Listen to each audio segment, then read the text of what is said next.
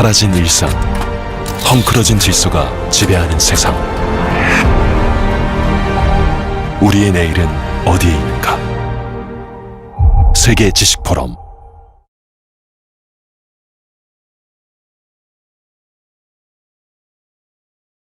Both online and offline according to social distancing guidelines due to the global outbreak of COVID-19. We'd like to express our sincere gratitude to our honored guests and online audiences for attending this forum, which is held online and offline.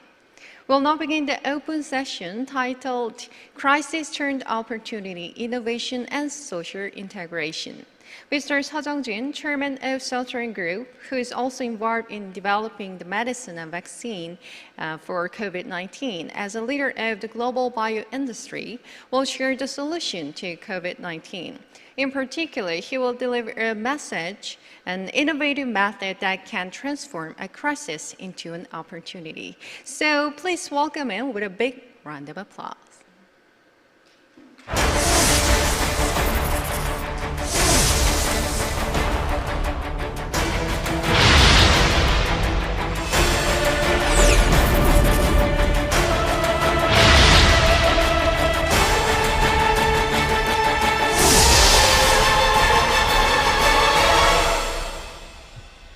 안녕하세요. 셀트린 그룹의 서정진 회장입니다.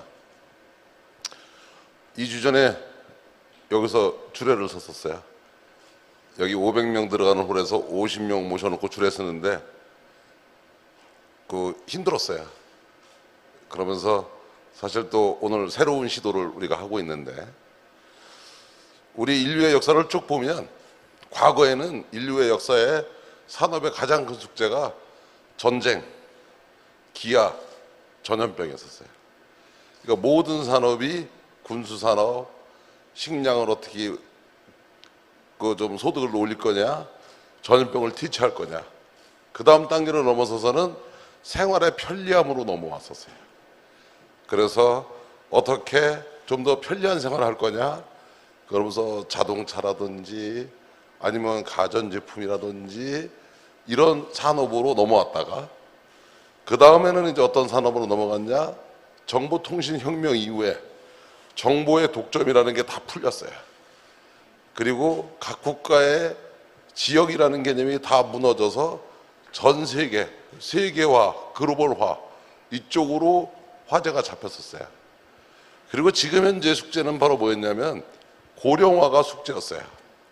그러니까 고령화 추세를 가는데 어떻게 오래 살면서도 행복한 삶을 추구해야 되느냐.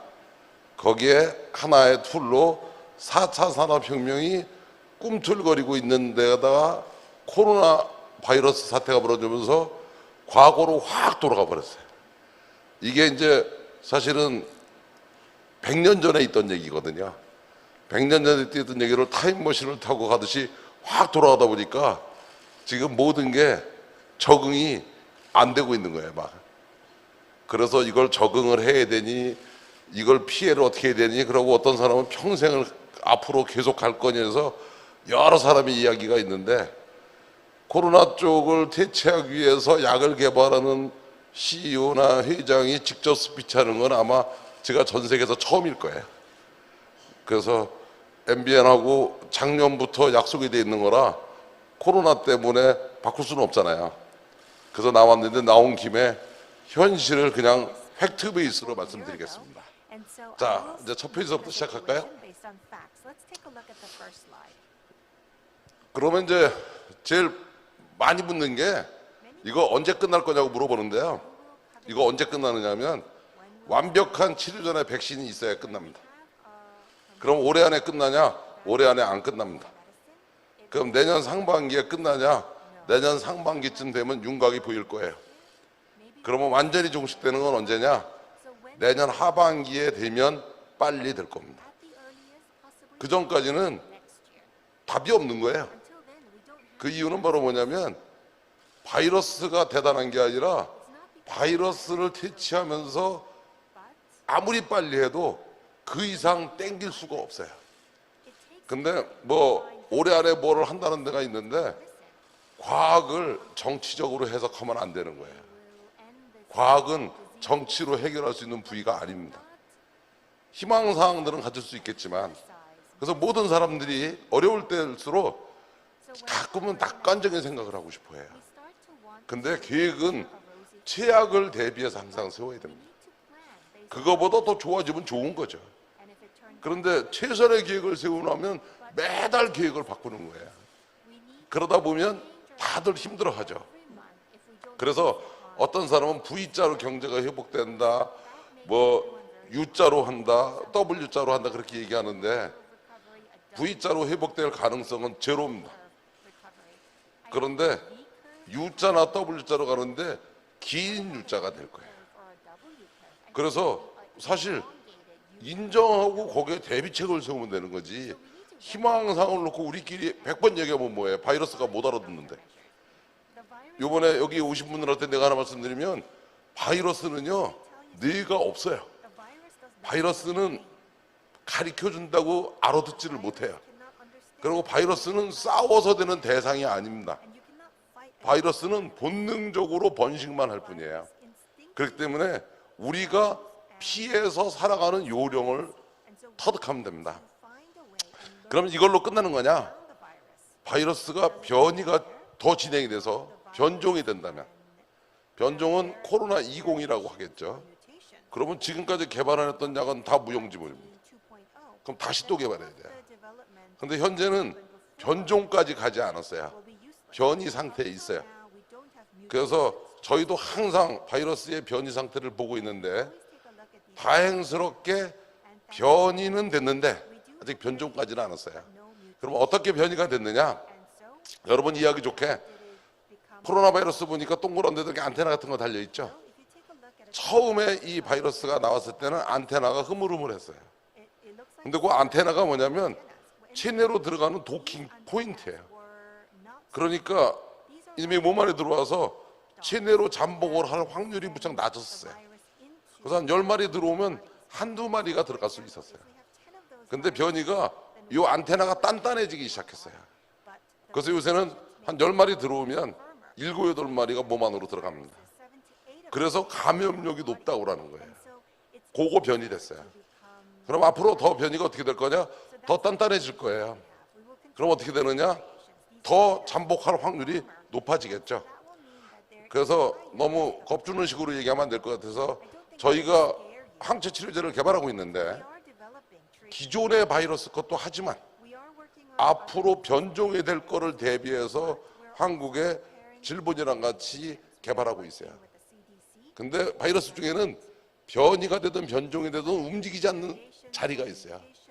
그 자리를 대상으로 하는 거를 또 하고 있어서 기존 바이러스와 변이가 아닌 변종까지 갔을 때 뒤따라가는 솔루션이 6개월 뒤에 정도 따라가고 있습니다. 다음. 그럼 한국 경제는 어떤 영향을 미치느냐? 현재 뭐 한국하고 중국이 좀 낫다고 하는 나라입니다. 일부 유럽 국가하고, 그리고 나머지 전 세계 다 확산입니다. 그 다음에 확산의 폭은 어떻게 될 거냐? 좀 더 심해지겠죠. 물론 남반구 북반구에서는 다르겠지만. 그래서 아직까지는 좋아지는 징후는 안 보이고 있으니까요. 그래서 우리나라가 상대적으로는 피해가 작은 나라입니다. 근데 경제 면에서는 수출 의존도가 높은 나라다 보니까 우리도 잘 되지만 남들이 빨리 안정이 돼야지 우리가 정상화가 될 수 있어요. 그래서 그러면 우리는 경제에 어떤 문제가 있느냐? 간단한 거예요. 상반기에 전망한 대로 하반기가 가고 있으면 전망 잘한 겁니다. 근데 상반기 전망한 거랑 하반기가 안 가고 있으면 상반기 전망 잘못한 거예요. 그러면 왜 전망을 잘못했냐? 상반기 되면 나아질 거라고 생각했던 거예요. 근데 그게 나아질 거냐 안 나아질 거냐는 누구한테 물어봐야 되냐면 이 일선에 있는 사람들한테 물어봐요. 네요. 이게 나아질 거냐 안 나아질 거냐. 근데 나는 그런 질문을 한 번도 받아본 적이 없어요. 나아질 거냐 안 나아질 거냐. 내가 받아본 사람들은 전부 주식 투자하는 사람한테만 받아봤어요. 그런데 그러다 보니까 지금 일부 이제 혼란이 막 생기고 있죠. 혼란이 생기고 있는데 결론적으로 이 피해가 얼마나 있을 거냐를 한번 더 따져볼 필요가 있어요. 그리고 아까 얘기했듯이 희망과 현실은 다른 겁니다. 그래서 너무 모든 걸 희망적으로 보지 말았으면 하는 생각입니다. 다음.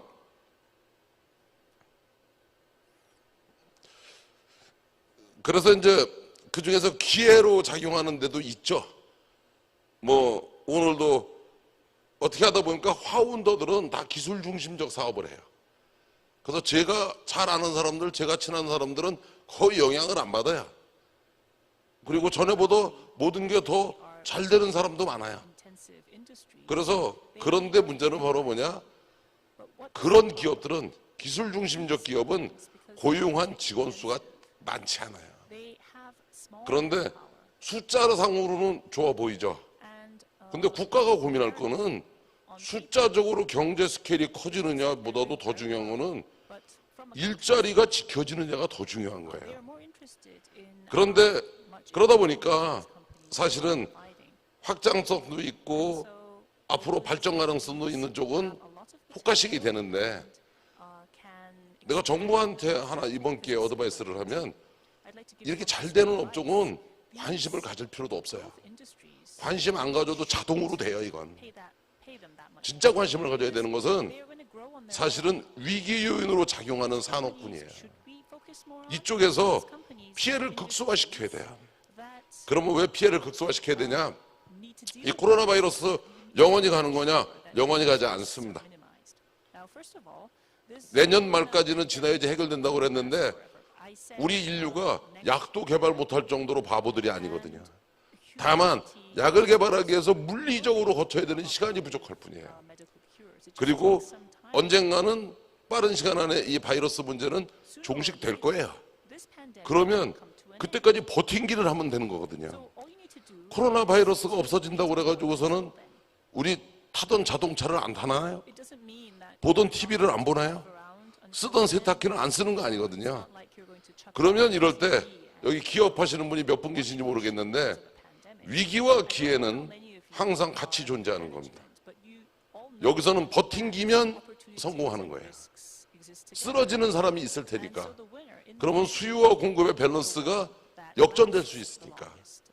그래서 어떻게 보면은 이쪽 업종이 버틴기게 하는데 우리 전 국민이 총력을 다해서 관심을 가져야 되고 협력을 해야 되고 응원을 보내야 됩니다.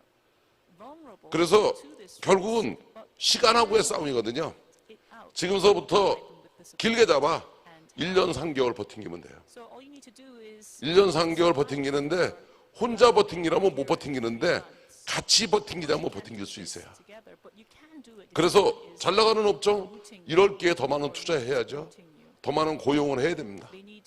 그리고 어려운 업종 정부서부터 전 국민이 응원을 보내야 되고 도와줘야 되고 쓰러지지 않게 해주는 그런 슬기로운 선택을 우리 민족이 할 수 있다면, 이 나라가 할 수 있다면 우리나라는 이 코로나 위기가 아니라 기회가 될 거라고 생각합니다.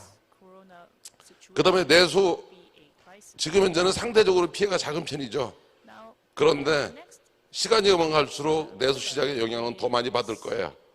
지금은 코로나가 무서워서 안 가서, 사람들이 안 찾아가서 이런 얘기하는데 더 큰 문제는 이제는 지출할 돈이 없어서가 될 수 있어요. 사실 다음, 그래서 전 세계가 시키지 않아도 전 세계가 다 자동으로 하는 게 있어요. 이럴 때일수록 재정을 확대하는 겁니다. 그리고 돈을 푸는 거예요. 돈을 풀면 기본적으로 1단계 하는 게 투기입니다. 그러니까 부동산하고 주식하고 하는 거예요. 안 시켜도 이건 하지 못하게 해도 해요. 투기 붐이 일어나면 그 뒤에 오는 거는 인플레이션이에요. 그래서 자산을 가지고 있던 사람은 이럴 때 위기가 아니라 기회가 돼버려요. 근데 자산이 없는 사람이 낭떠러지에 떨어지는 거예요. 그런데 이 사회라고 하는 것은 공존할 때 사회가 유지될 수 있는 겁니다. 그래서 이것 때문에 빈부의 격차가 더 커지고 소득의 격차가 더 커지면 이 사회가 유지되겠습니까? 여태까지 인류사에서 이게 극대화시키면 항상 일어났던 건 혁명이에요. 그래서 프롤레타리아 공산혁명이 났고 프랑스 시민 대혁명이 났고 사회 기본 질서가 깨지는 겁니다. 실제. 그래서 물론 미래 산업에 대한 투자나 이런 것들도 더 중요하지만 진짜 중요한 거는요, 피해를 극소화시켜 주는 거예요. 1년 3개월 버티는 거라고 했는데 1년 3개월 버티면서 이런 요령도 없으면, 이런 슬기도 없으면 우리는 헛똑똑이죠. 안 그렇습니까?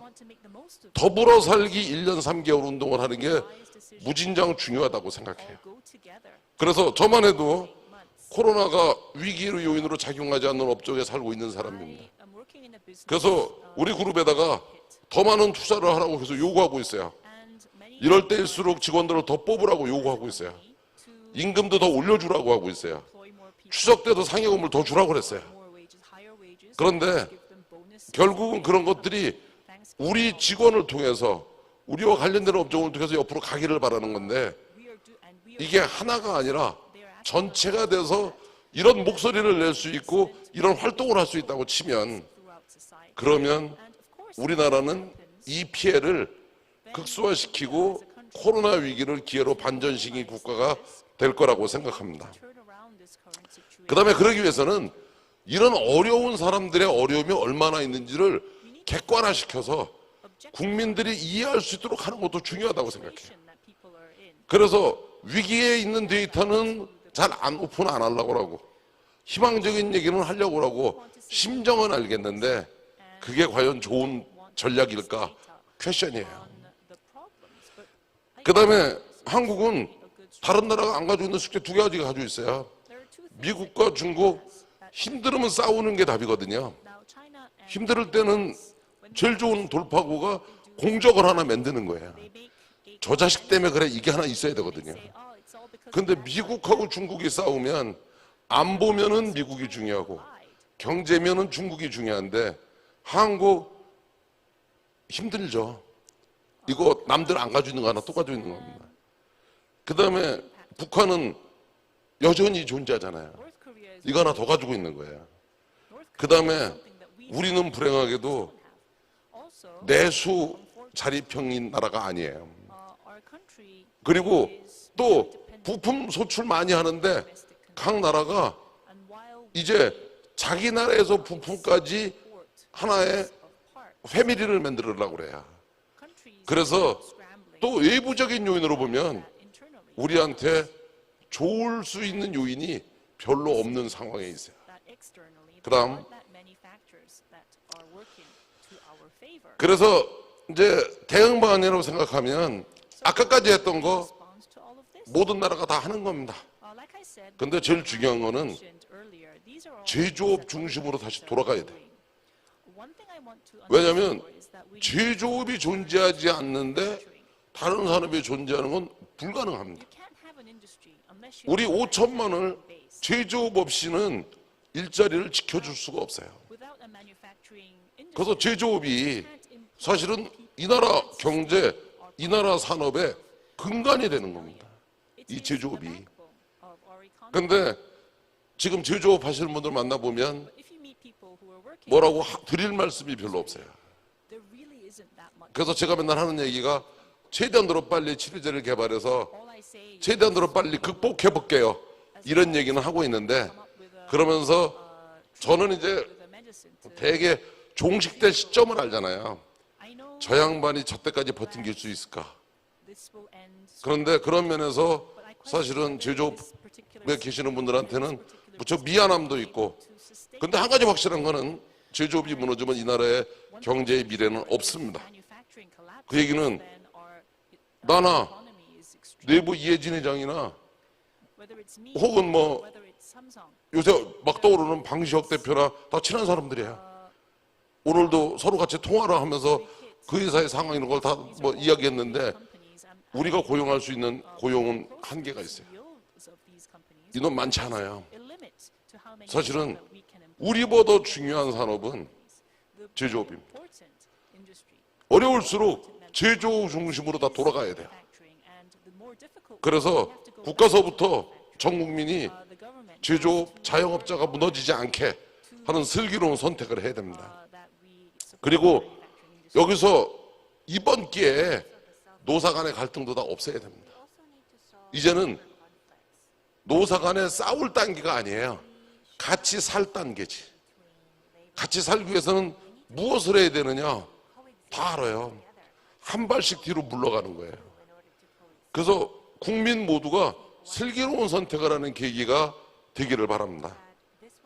그래서 그것의 결과 대한민국이 기업하기 좋은 나라로 거듭나야 돼요. 그래서 최근에 들어서 2, 3년을 다 털어서 한국의 해치펀드 아닌 롱펀드가 들어와서 투자한 거는 극히 적어요. 한국이 기업하기 좋은 나라라고 찾아오는 외국 기업들 극히 적어요.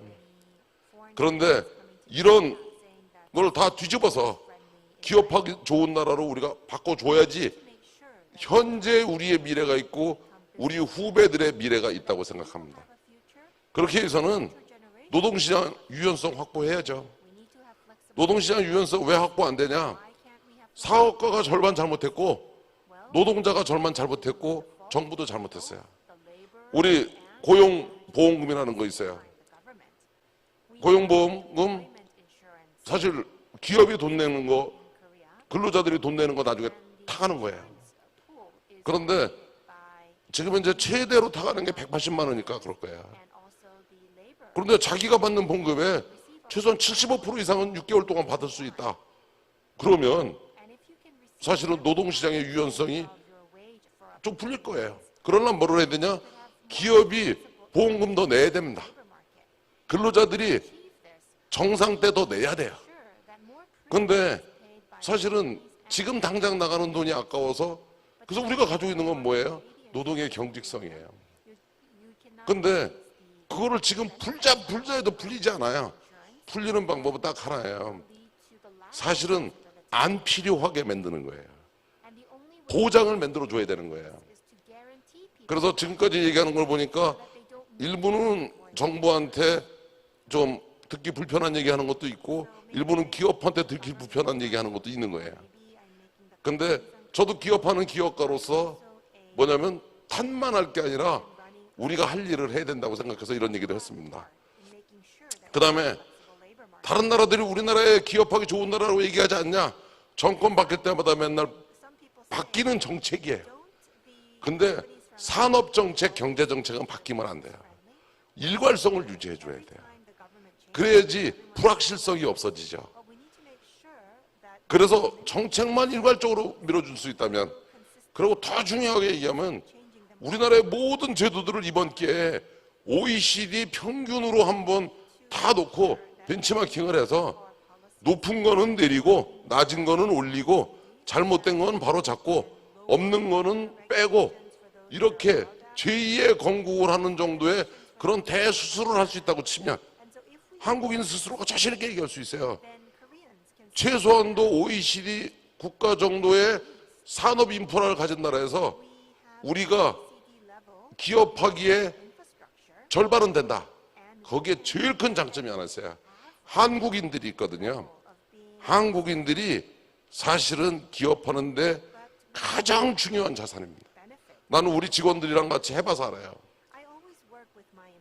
제가 제약회사인데 제 경쟁 상대는 최소한도 기업 역사가 5, 60년, 100년씩 된 데입니다. 그런데 우리 회사 창립한 지 지금 20년도 안 됐어요. 그런데 그 사람들하고 동등한 경쟁하거든요. 그 이후 한국인들은 우리라는 생각을 가지고 있어요. 우리 회사라는 생각을 가지고 있어요. 그리고 지고는 못 살아요. 그리고 숙제가 있는데 그걸 보고 그냥 놓고 쉬는 사람은 없어요. 그러다 보니까 사실 빨리빨리라는 말이 나와 있는데 그게 나쁜 것도 아니거든요. 퀄리티를 지키면서 그리고 경쟁력을 지키면서 빨리 할 수 있는 민족이 전 세계에 몇 개나 될까요? 그래서 이번 기회에 한국이 기업하기 좋은 나라로 변신까지 할 수 있다고 치면 어쩔 수 없이 맞은 위기를 기회로 반전시키는 대전환이 될 거라고 생각해요. 그리고 이건 아주 생뚱맞은 얘기인데 그렇게 하려고 그러면 우리나라 은행도 중요하지만 글로벌 인베스터가 와야 되거든요. 이거 가끔 내가 얘기하는 건데 차라리 무의도 같은 섬 하나를 금융실명제가 되지 않는 섬으로 지정해놓고 한국인은 거기 들어가지 않게 하고, 그리고 홍콩이 지금 흔들리고 있으니까 그쪽에 있는 인베스터 뱅커들을 다 유치할 수 있다고 치면 한국에 또 하나의 수혈을 할 수 있는 인베스터 뱅크망도 만들 수 있다고 생각해요. 그래서 생각만 조금 바꾸면, 이런 상황에서 우리가 그동안 금기시했던 거를 내려놓고 쳐다보면 사실은 아이디어는 많고 기회는 많다고 생각합니다. 다음. 그래서 저는 사실은 가끔 이런 미팅이 있을 때마다 그 얘기를 해요. 사회적 대통합 운동을 피면서 1년 3개월을 버틴겨보자. 그래서 이게 기회일 수 있으니까. 그래서 한시적인 고통은 참을 수 있는 거예요. 기한이 없는 고통이 못 참는 거죠. 그래서 이런 거를 통해서 우리 국가도, 우리 기업 인프라도, 우리 기업의 구성원 모든 데 사람의 생각도 혁신과 변화를 할 수 있다고 치면, 그를 통해서 또 복지 수준도 더 끌어올려서 빈부의 격차도 더 줄일 수 있다고 치면, 그러면 그게 정답 아닌가요? 국가 좋고 국민 좋은 게 정답이지. 그래서 저는 정치인이 아니어서 진보가 뭔지 보수가 뭔지 몰라요. 그 다음에 진보 정치인도 만나보고 보수 정치인도 만나봤는데 내가 듣기에는 그놈이 그놈 같아 보여요. 서로 주장하시는 부위가. 그래서 나는 이제 실용주의로 흘러갔으면 좋겠어. 국가 이익되고 국민한테 이익되면 바꿀 건 바꿀 수도 있는 거고, 채택할 건 채택할 수도 있는 거라고 생각해요. 그래서 이런 큰 변화가 일어나는 계기가 이 코로나19 때문에 어쩔 수 없이 맞이한 위기라면 그렇게 슬기로운 선택을 해서 이거를 극복하는 것도 좋지 않을까, 이렇게 생각을 해봅니다. 다음. 그러면 이제 최일선에 있는 제가 우리 회사는 어떻게 끌고 가고 있느냐는 얘기를 지금부터 하겠습니다. 그럼 어쩔 수 없이 코로나 바이러스 얘기 좀 해야겠어요. 지금 몇 분 지났죠? 20분 지났어요? 12분 남았어요? 알았어요. 이 바이러스라는 건요, 뭐냐면요, 이런 거예요. 바이러스는 박테리아보다도 사실은 똑똑한 미생물이 아니에요. 이거는.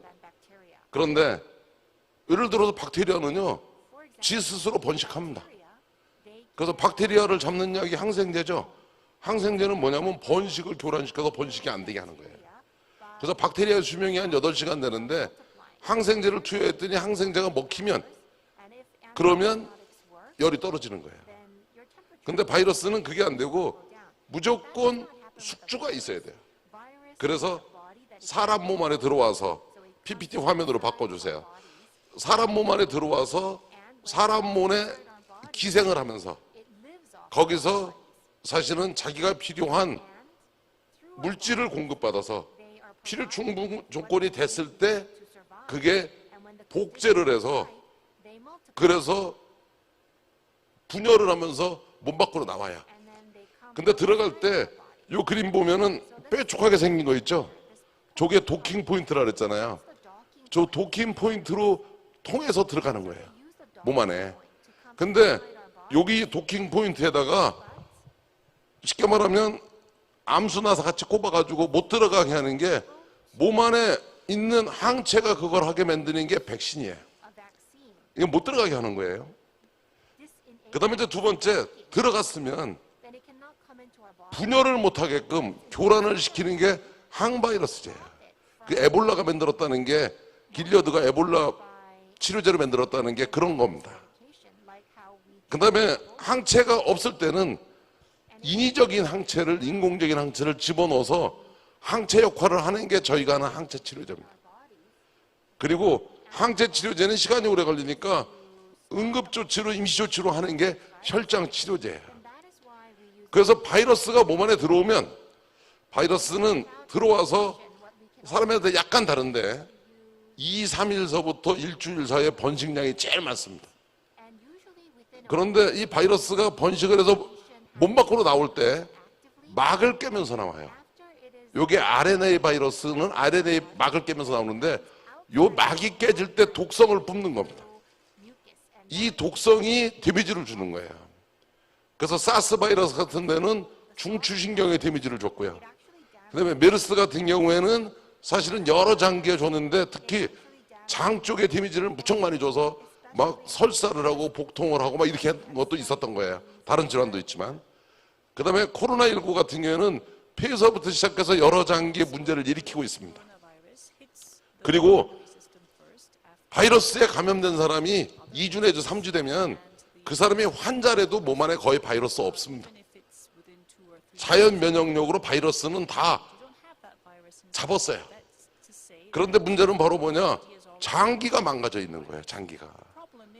그런데 장기가 망가진 장기를 고치게 하는 약은 현재도 존재하지 않습니다. 그걸 개발해낸다 현실성이 없어요. 그러니까 병원에서 해줄 수 있는 게 열나면 해열제 주는 거고요. 그 다음에 염증이 있으니까 저주 소염제 주는 건데 여러 장기가 망가졌으면 소염제 가지고 그거 감당 못해요. 그 다음에 원래 폐렴은 박테리아가 일으키는 겁니다. 근데 바이러스 때문에 폐에 염증이 있는데 박테리아까지 난리를 치면 더 심해지니까 항생제는 예방 효과로 놔주는 거예요. 혹시 몰라서. 그게 지금 현재 해줄 수 있는 답니다.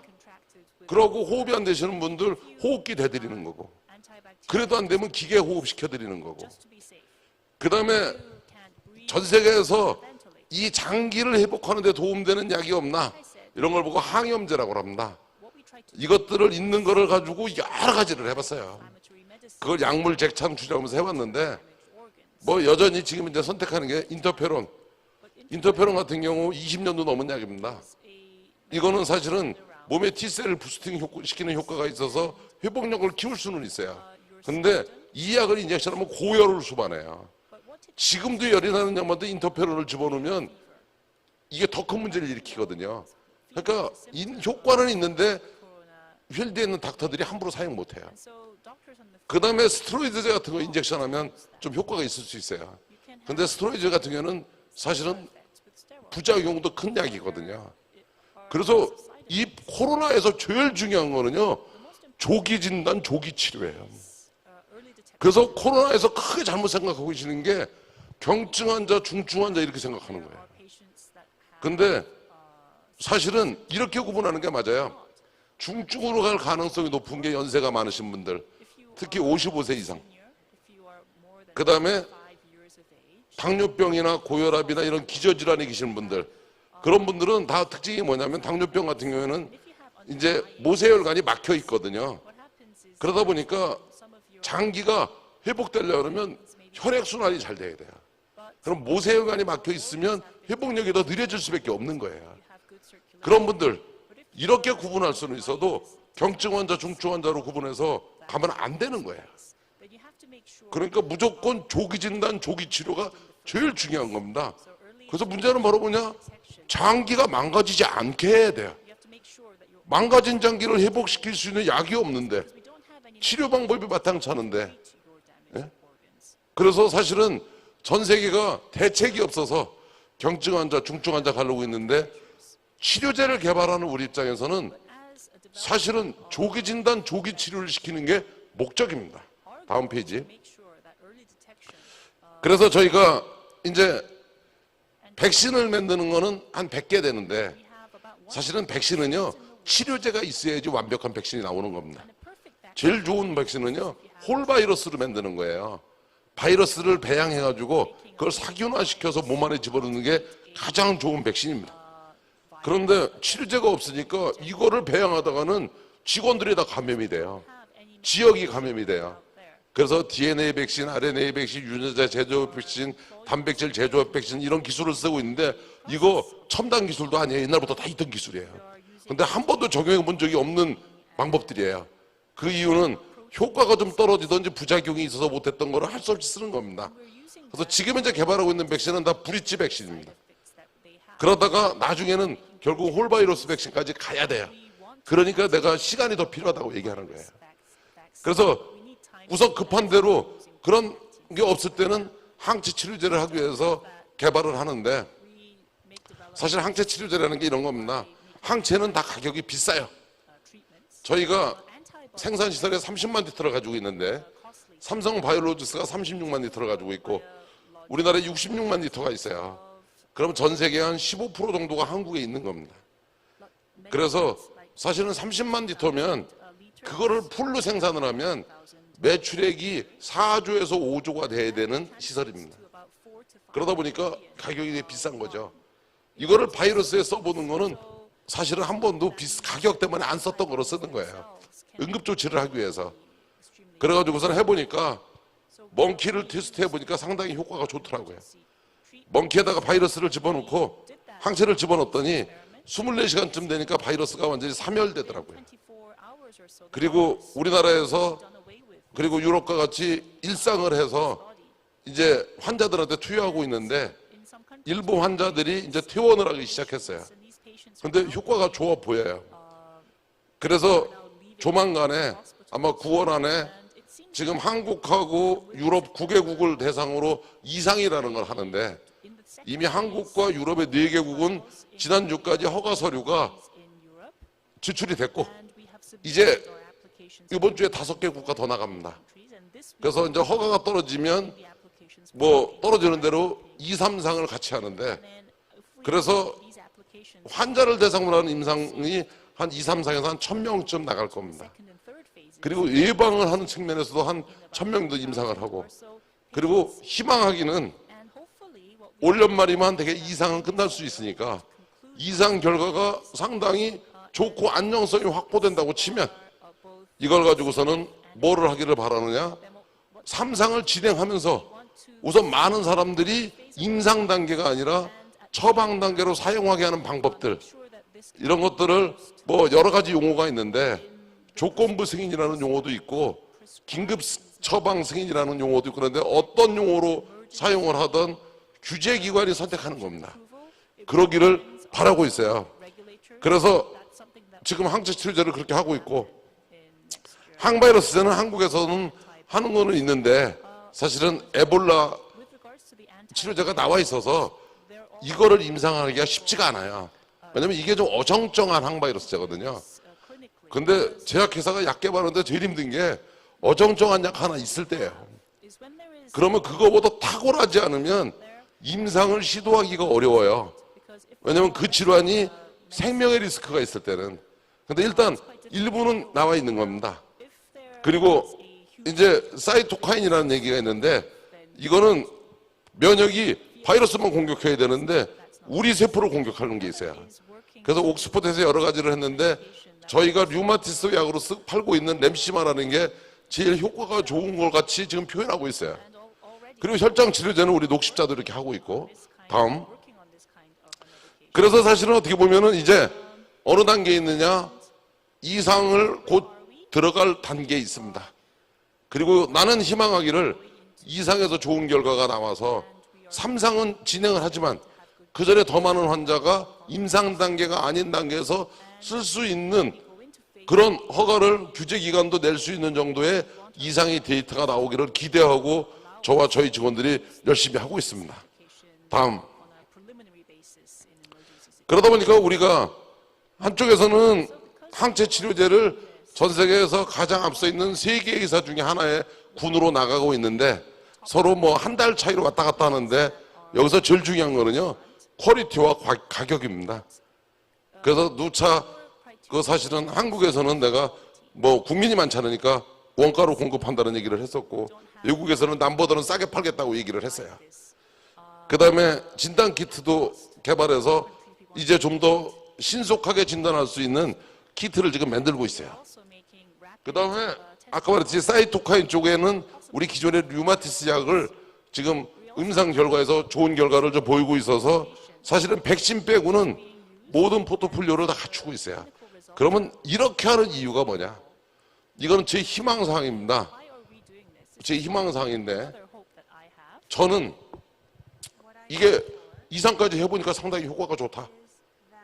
그러면 나중에 한번 사회, 정부와 의료계와 모든 사람한테 이런 제안을 해보고 싶어요. 우리 인구 5천만 밖에 안 되니까 뭐 한 달 동안 하던 일주일 동안 하던 전 국민을 다 진단을 해버리는 거예요. 거기서 환자들은 발견되는 듯이 전부 항체 치료제를 놔버리는 겁니다. 그래서 중증으로 발전하지 않도록 다 예방 치료를 해버리는 거예요.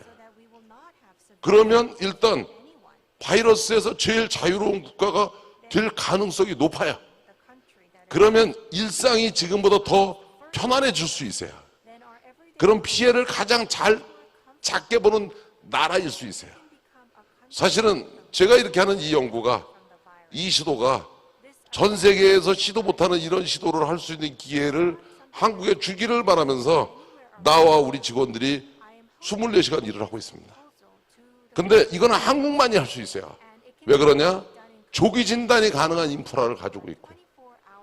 그 다음에 이런 항체 치료제를 한국용으로는 생산할 수 있는 생산 능력을 가지고 있는 회사가 개발을 하고 있고요.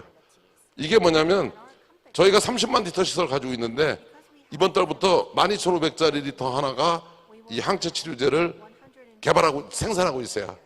이거 시운전용으로는 사실은 6배치만 하면 됩니다. 근데 이미 12배치를 생산에다 갖다 걸었어요. 그게는 시운전용과 상업용을 같이 한다는 얘기인데 한 배치에서 7,000명만큼 확보할 약이 나와요. 그래서 12배치를 하면 사실은 한 9만 명에서 좀 모자라는 인원만큼의 약을 공급할 수 있는 거예요. 그 다음에 약의 수요가 더 많다 그러면 리터 수를 더 키워야죠. 그런데 기존 제품 판매를 해야 되기 때문에 재고 레벨을 고려해서 해서 최소한 우리가 가지고 있는 잉여 설비로 대한민국은 커버할 능력을 가지고 있어요. 그리고 더 나가서는 몇 개 국가는 커버할 수 있어요.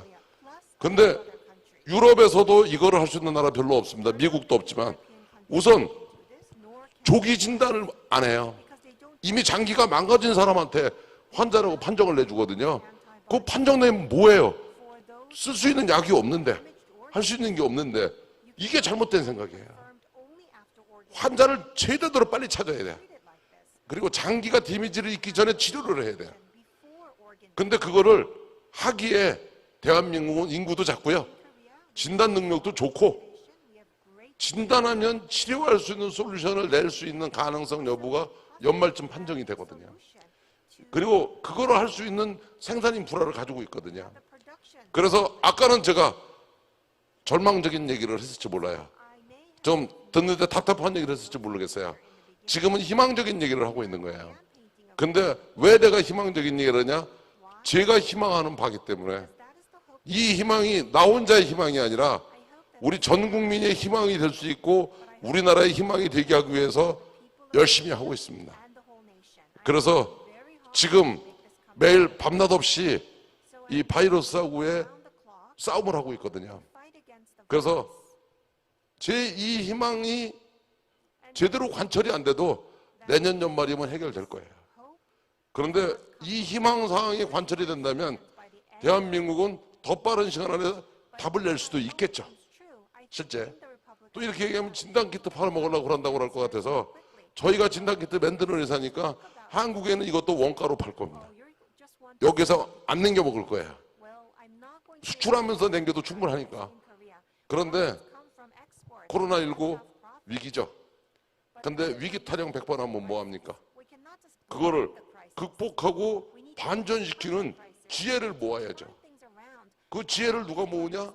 나는 이 자리에서 내 일을 하고 어려운 분에 계신 분들은 참고 견디는 슬기로운 선택을 하시고 그 다음에 정부는 그 사람들이 고사아사하지 않도록 최소한의 지원을 하면서 힘을 내게 해주고 다른 국민들은 그 사람들을 응원하고 지원하고 그래서 5천만이 하나로 뭉칠 때 이 위기는 기회로 반전시킬 수 있습니다. 그래서 저는 희망컨대 대한민국이 전 세계가 닥친 이 위기를 가장 성공적으로 반전시킨 국가라고 모든 전 세계가 평가해주는 슬기로운 선택을 우리 국민들이 해주기를 기대합니다. 거기에서 저는 이렇게 말만 하는 게 아니라 내가 할 일을 열심히 하겠습니다. 그래서 지금 여기서 조기 진단, 조기 치료가 중요하다. 그리고 여기서 좋은 솔루션 나오면 그렇게 전 국가를 코로나 위기에서 완전히 클리어시킬 수 있는 방법도 인프라에서는 가지고 있다. 이것들이 공원이 되지 않고 실제 가능성이 있는 솔루션이 되도록 그 가능성을 더 높여나가도록 더 열심히 하겠습니다. 오늘 여기에서 들으시면서 전 세계 얘기 다 들을 거고 한국 얘기 다 들을 거고 여러 가지 얘기를 듣는데 아무래도 코로나에 대해서는 좀 더 제가 자세하게 설명을 해드렸는데 이런 것들이 여러분들한테 중요한 도움이 되시기를 바랍니다. 마지막. 그래서 사실은 저희 회사 바이오시밀러라는 걸로 출발했어요. 그다음에 이제 바이오베터를 만들어서 시판하고 있고 코로나19도 여러 가지 신약 중에 하나인데 그래서 사실은 전 세계에서 이렇게 단기간 안에 이 산업을 이렇게 확대해 나가는 거 불가능하다고 생각했어요. 그리고 저 2000년에 6명이 시작했어요. 5천만 원 가지고 시작했어요. 그런데 현재는 그래도 대한민국에서 알아주는 기업이죠. 그죠? 그런데 저 나이 45에 시작했어요. 저 대학교 때 전공은 산업공학 했어요. 그래서 생명공학도 독학했고 약학도 독학했고 의학도 독학했어요. 그런데 그걸 할 수 있던 이유는 딱 하나예요. 절박하니까 한 거예요. 가장 큰 에너지는 절박할 때 나옵니다. 그래서 이 절박한 에너지를 불평과 불만으로 터뜨리지 말고 이거를 하나의 용광로의 불꽃으로 모으는 슬기, 이 슬기가 우리가 선택할 슬기라고 생각합니다. 그러니까 많은 사람들한테 내가 해보라고 얘기하는 거는 내가 해봤기 때문에 해보라고 하는 거예요. 그래서 큰 돈 가지고 한 것도 아니고 뭐 많은 사람을 가지고 한 것도 아니고 근데 전에 내가 자동차 회사 임원이었는데 그 출발한 6명이요 전부 대우자동차 직원이었어요. 차 팔던 사람들이었어요. 차 팔던 사람이 지금 약 팔고 있는 거예요. 그런데 전 세계 탑10 안에 있는 다국적 회사들의 해마다 애뉴얼 리포트를 보면 너의 미래의 리스크는 뭐냐 거기에 쓸 필요는 단어가 다 들어가 있을 거예요. 그래서 저는 할 수 있다고 생각해요. 그래서 이 행사에서 오셔서 경청해 주셔서 감사한데 저의 이 스피치가 제 얘기를 여기서 들으시는 분 그리고 온라인에서 들으시는 분한테 희망이 되기를 바랍니다. 그리고 이게 하나의 에너지의 시발점이 되기를 바랍니다. 경청해 주셔서 고맙습니다. 감사합니다. 선한율 회장님, 지금 이 상황에 도움이 많이 되는 그런 좋은 발표 감사드립니다. 질문이 들어왔는데요. 첫 번째 질문입니다. 셀트리온의 코로나19 항체 치료제 임상 일상이 잘 끝났는데 향후 임상 시험 및 출시 일정은 어떻게 되는지요? 답변 부탁드립니다. 아까 드렸던 얘기인데 간단하게 하겠습니다. 일상은 정상인한테 하는 건데요. 그거는 이제 다 끝났습니다. 그리고 이상은 규제기관들이 한국을 보면서 9개 국가에서 이미 이제 이상에 대한 허가 서류를 제출을 반은 했고 반은 이번 주에 합니다. 그 허가가 떨어지면 이제 이상을 시작을 합니다. 그런데 허가는 대개 뭐 9월 중에 떨어지지 않을까 기대하고 있습니다. 그리고 이상은 연말이면 거의 다 끝나요. 그리고 이어서 3상을 내년에 들어가는데 3상도 내년 3, 4월이면 다 끝납니다. 그래서 좀 저는 희망하기를 이상의 안정성과 효과가 좋아서 3상을 진행하면서 조건부라도 상업적 사용이 가능하도록 해서 더 많은 환자가 치료받기를 기대합니다. 그런데 그런 게 다 끝나도 내년 상반기 말쯤 되면 정규 허가 프로세스가 거의 종료될 수 있도록 스피드를 내려고 합니다. 질문에 답이 됐겠죠? 네, 두 번째 질문 드리겠습니다. 셀트리온 하면 바이오시밀러가 주력인데요. 코로나19 치료제 개발로 신약 사업을 강화하는 것인지요? 답변 부탁드립니다. 저희 그룹은 바이오시밀러로 시작했어요. 그래서 저희들은 대개 어떤 구조를 가져려면 전체 매출액 중에 바이오시밀러가 한 60% 정도 기여하기를 바라고요. 한 25%는 바이오베터라는 게 개량 신약 개념인 겁니다. 그런 것들이 25% 정도 기여하기를 바라고 15%는 신약으로 이제 가기를 하는데 그중에 신약을 추진하는 게 여러 개가 있는데 그중에 요새 화두에 많이 올라가는 게 코로나 치료제, 항체 치료제죠. 그래서 사실은 신약을 해나가는데 좀 더 가속화된 것만은 맞습니다. 네, 마지막 질문입니다. 중국의 바이오 사업이 커지고 있는데요. 코로나19로 중국 사업은 중단된 것인가요? 라는 질문입니다. 답변 부탁드립니다. 중국이 16억 인구입니다. 그래서 전 세계가 70억인데요. 근데 16억 인구이기 때문에 중국은 미래에 좋은 시장입니다. 그래서 중국 정부하고 가지고 있는 생각이 중국에서 파는 거는 우리가 중국에서 만들어서 파는 게 중국 정부가 원하는 바예요.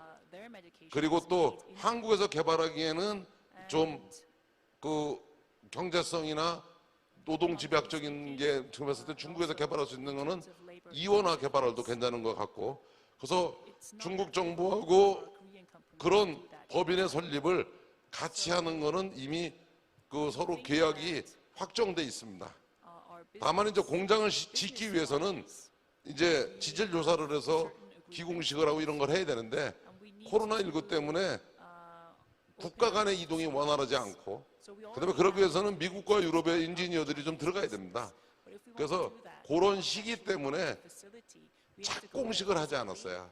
근데 그 프로젝트는 현재도 진행형이고 앞으로도 진행해서 중국 시장을 진출하는데 중국의 합작법인이 주요한 역할을 하게 될 겁니다.